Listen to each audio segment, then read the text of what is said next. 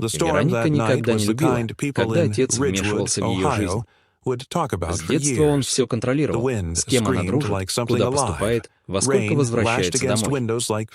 Даже теперь, когда ей было 28 и через месяц должна была состояться свадьба, он продолжал смотреть на нее так, будто она все еще маленькая девочка, способная ошибиться в каждом шаге. «Я просто хочу убедиться, что этот человек тебя достоин», — повторял отец. И каждый раз Вероника раздраженно отвечала: «Папа, хватит. Я люблю Артема». Артем был спокойным, внимательным и казался почти идеальным. Он красиво ухаживал, дарил цветы без повода, никогда не повышал голос. Рядом с ним она впервые почувствовала себя защищенной. После тяжелых отношений в прошлом это было особенно важно. Но отец ему не доверял. Вероника замечала это по взглядам, по холодному рукопожатию, потому как отец замолкал, когда Артем заходил в комнату.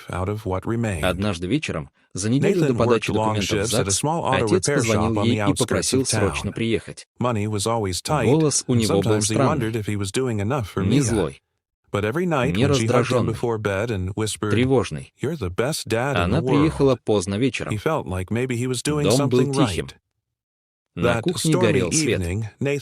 Отец сидел за столом с ноутбуком и чашкой давно остывшего чая.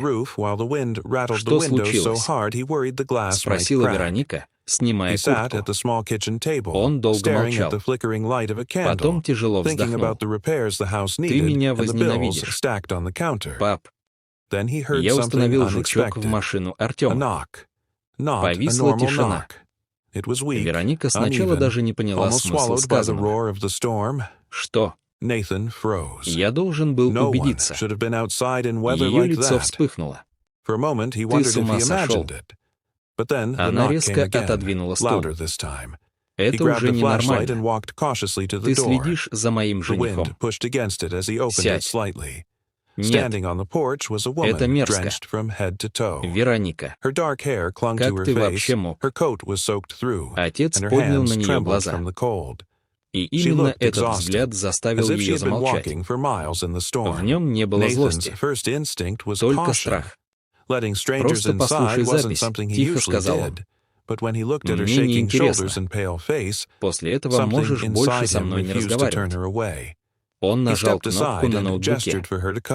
Сначала был обычный шум дороги, поворотники, шуршание шин, радио где-то на фоне.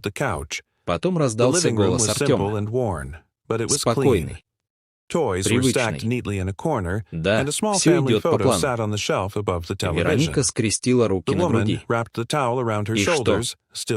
Отец ничего не ответил. В машине кто-то был вместе с Артемом.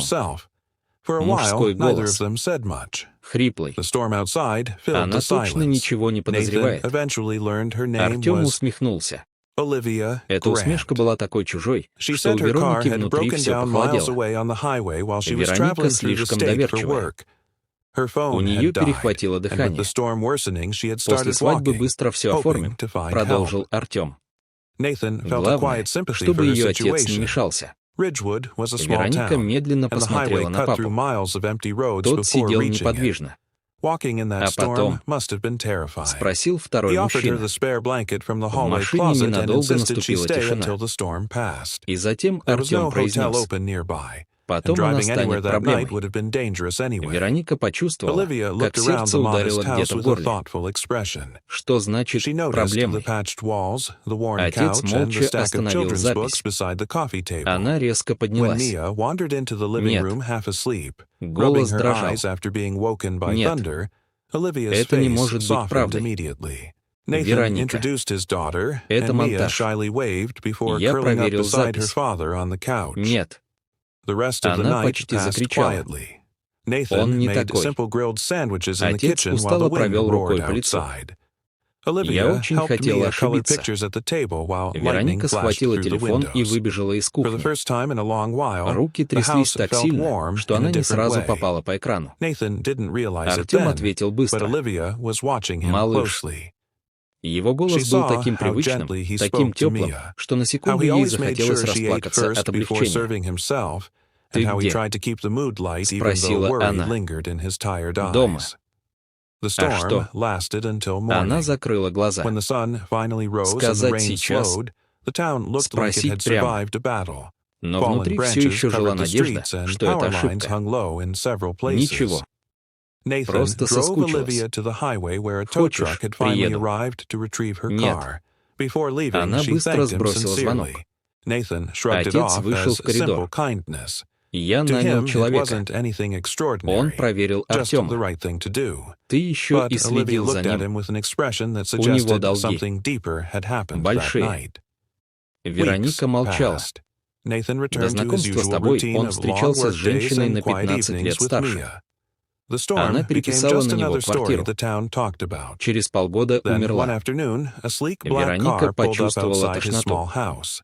«Хватит. Это не все. Хватит». Она выбежала из дома. На улице моросил дождь. Холодный воздух обжигал лицо. Вероника села в машину и долго сидела неподвижно. Перед глазами всплывали воспоминания. Первая встреча. Первый поцелуй. Как Артем держал ее за руку. Как говорил, что никогда не причинит ей боль. Неужели все это было ложью? Телефон завибрировал. Сообщение от Артема. «Ты странная. Что случилось?» Она смотрела на экран несколько секунд. Потом написала: «Ничего. Просто устала». Ответ пришел сразу: «Я люблю тебя так». И именно в этот момент ей стало страшно по-настоящему. Потому что теперь она уже не знала, правда это или нет. Следующие 2 дня превратились в кошмар. Вероника пыталась вести себя как обычно. Улыбалась Артему. Отвечала на его сообщения. Даже ездила с ним выбирать ресторан для свадьбы. Но теперь она замечала вещи, которых раньше не видела. Как он внимательно смотрит на ее банковские уведомления. Как часто спрашивает про документы на квартиру. Как раздражается, когда она говорит, что отец занимается семейным бизнесом один и пока не собирается уходить на пенсию. Раньше все это казалось мелочами. Теперь нет. Вечером Артем приехал к ней с цветами. Он поцеловал ее в щеку и вдруг внимательно посмотрел в глаза. «Что происходит? В смысле? Ты изменилась». Вероника заставила себя улыбнуться. «Просто переживаю перед свадьбой». Он молчал. Слишком долго. А потом неожиданно спросил: «Ты была у отца?» Сердце замерло. Да. И что он говорил? Она почувствовала, как по спине пробежал холод. Ничего особенного. Артем улыбнулся. Но глаза остались холодными. «Он меня ненавидит». Это не так. Вероника. Он взял ее за подбородок. Нежно. Почти ласково. Но почему-то ей стало страшно. «Ты ведь доверяешь мне». Она сглотнула. Конечно. Его пальцы медленно сжали сильнее. Совсем чуть-чуть. Тогда не позволяй никому вставать между нами. Вероника впервые почувствовала желание отстраниться. Но не успела. Телефон Артема зазвонил. Он раздраженно отпустил ее и посмотрел на экран. На секунду его лицо изменилось. Тревога. Настоящая. «Мне нужно ответить», — быстро сказал он и вышел на балкон. Вероника осталась одна в комнате. Сердце колотилось. Она сама не понимала, зачем подошла к его куртке. Наверное, хотела убедиться, что отец ошибается. Она полезла в карман и замерла. Там лежал маленький ключ с номером 304. На металлическом брелоке была выгравирована надпись «Ривер Плаза». Это был отель. Вероника нахмурилась. Артем никогда не говорил, что снимает номер в отеле. Она быстро сфотографировала ключ и убрала обратно.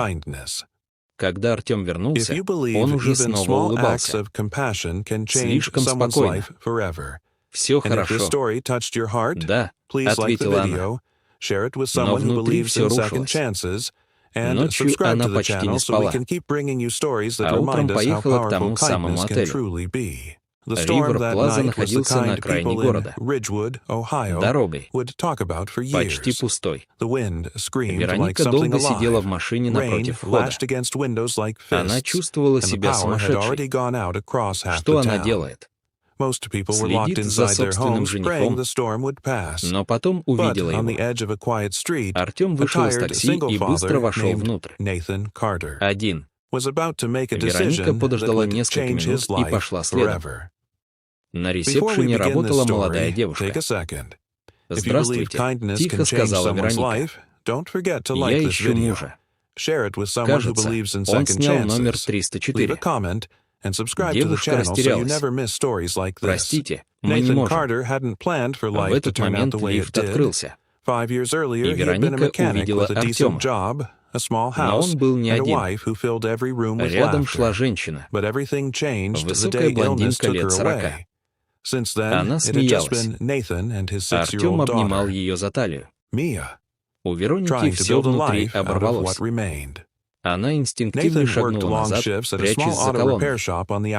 Женщина протянула Артему конверт. «Это последняя часть». «Отлично», — тихо сказал он. «А девушка?» Он усмехнулся. Точно так же, как на записи.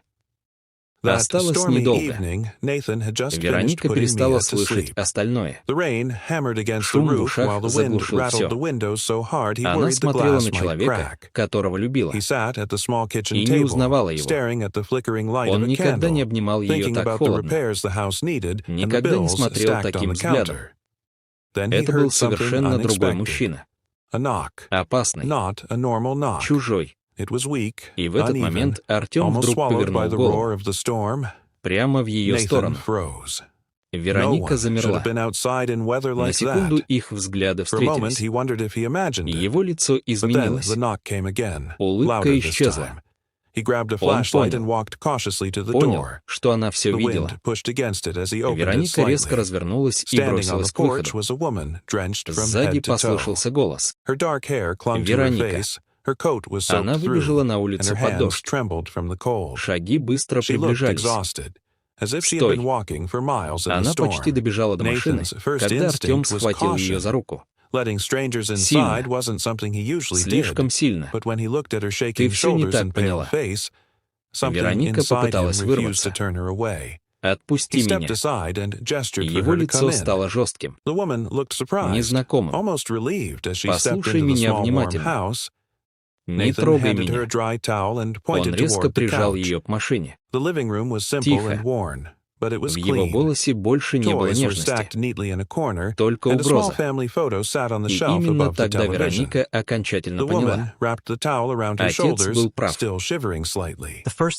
Nathan offered her a cup of hot tea he had been making for himself. For a while, neither of them said much. The storm outside filled the silence. Nathan eventually learned her name was Olivia Grant. She said her car had broken down miles away on the highway while she was traveling through the state for work.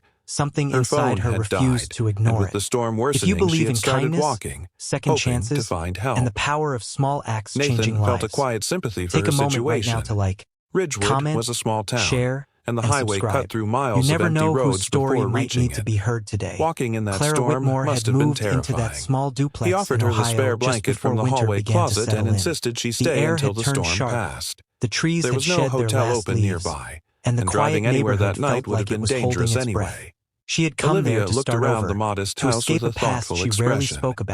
She noticed the patched walls, the worn couch, and the stack of children's books beside the coffee table. When Mia wandered into the living room half asleep, rubbing her eyes after being woken by thunder, Olivia's face softened immediately. Nathan introduced his daughter, and Mia shyly waved before curling up beside her father on the couch.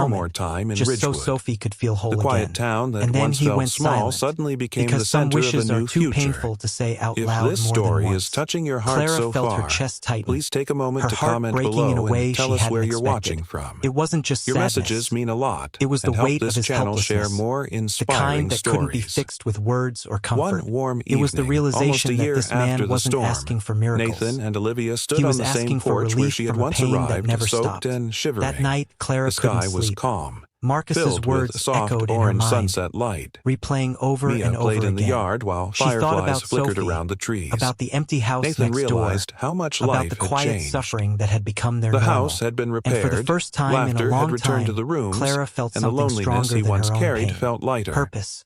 The next few Olivia days looked at him passed with in the a same blur of grateful quiet expression she had determination. that stormy Clara night. didn't make big promises. But this time, She didn't try there to was replace something what more had been in her lost. eyes. Instead, love. she focused on Sometimes something life simpler, changes not something because real. of grand She plans or decided to perfect give them timing. one night. On Sometimes it Christmas changes Eve, because one the person snow opens a fell door softly, during a storm. covering the neighborhood Nathan in a had blanket simply of offered stillness. warmth to a Lights stranger. twinkled from every But that house. simple act of Laughter kindness carried through created the a cold connection air. neither of And them somewhere in the expected. distance, And in the carolers end, sang the familiar storm that songs. once seemed like a Marcus disaster returned home became the late, moment that brought expecting two nothing. lives together. But when he opened the door, he froze. Before this story the house ends, was glowing. here is a special Soft lights request. filled the living room. In the A comments, modest Christmas write the tree word stood in the corner, decorated with kindness. handmade ornaments.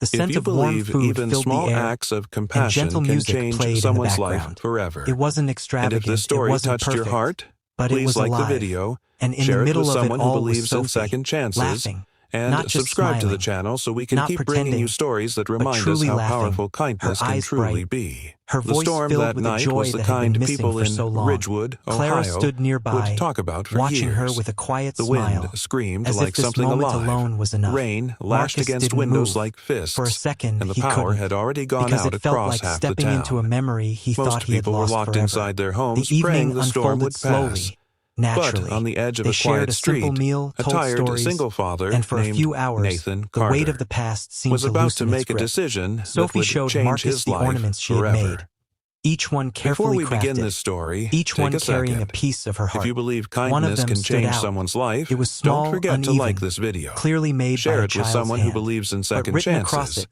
Leave a in shaky comment letters, and subscribe to were the channel words so that you never made miss Marcus's stories breath like this. catch. Nathan Mom Carter is always hadn't planned here. for life Sophie to turn out had the way made it it with did. Clara, 5 not years to replace earlier, he had been a Rachel, mechanic with a but to decent remind job, herself a that small love didn't house, disappear. and a wife who It filled stayed. every room with In memories, laughter. in But laughter, everything in changed the moments day like illness this, took her away. Marcus felt something Since inside then, him it break had just been Nathan and and heal his at the same 6-year-old time. daughter, Tears filled his Mia, eyes, but for the trying to first build a time in a life long out of what time, remained. they weren't just from pain. Nathan They worked were long from shifts at a gratitude, small auto repair from shop relief, on the outskirts from of the town. realization that Money maybe, was always tight, just maybe, and sometimes he wondered if he he didn't was have to doing carry enough for everything Mia. alone. But If every this night story when is she hugged touching him your before heart right bed and now, whispered, don't just "You're watch the best silently. dad in the world," Take a moment to he felt like comment, maybe he was doing and share your something thoughts. right. Your support That helps stormy stories like this evening, reach the Nathan people had who just need them finished most. putting Mia to Before sleep. we reach the end, The rain hammered here's against a the special roof while the request for wind you. rattled the Comment windows so below with hard the he word worried the hope glass might if crack. you believe that even the He sat smallest at the act small of kitchen kindness can table, change someone's staring at the life. flickering light That of a night, candle, after Sophie had thinking fallen about the asleep on the repairs the house couch, needed her and the small bills hand still stacked on holding the onto counter. Clara's sleeve, Then he heard Marcus something stood quietly in the unexpected. doorway, A knock. looking at the scene before Not him. a normal He didn't knock. have the words, It was weak, but he didn't need uneven, them, almost because some swallowed by moments the speak roar of the louder storm. than anything we could ever say. Nathan froze. Clara met his gaze, No one and should for have the been first outside in time, weather like there that. was no hesitation in For his a moment, eyes, he wondered if he no imagined fear of it. loss, no But then guarded the knock distance, came again, just a louder quiet this time. understanding that He something grabbed a had flashlight changed. and walked Not cautiously to the everything, door. but enough. The wind Enough pushed against to it take as the he first opened step it slightly. forward. Christmas Standing morning on the arrived porch was a gently, woman the drenched from sunlight head to reflecting toe. off the snow, Her dark hair casting a clung to her soft glow face, through the her windows. coat was soaked through, Sophie woke and up her with hands excitement, trembled from the cold. her laughter filling the She house looked once exhausted, more. And as as if she Marcus had been watched walking her, for miles in the really storm. watched her, Nathan's he first realized something instinct he was hadn't allowed caution. himself to believe Letting before. strangers inside She was going wasn't to be something okay, he usually did. and maybe so but was when he looked at her shaking because shoulders and sometimes pale face, the most powerful wishes something aren't the inside him ones that bring refused to back turn her what we've away. lost. They're He the stepped ones that aside and remind us gestured for of her to what we come still in. have. The And woman that looked can be surprised, enough. almost In the end, relieved as she stepped into Marcus the small didn't get warm his house. impossible wish, but Nathan he got handed her a something dry real, towel and a pointed moment of toward the peace, couch. a glimpse of The joy, living room was simple and the beginning warm, of something but it he was thought clean. he had lost forever. Toys Hope. were stacked neatly.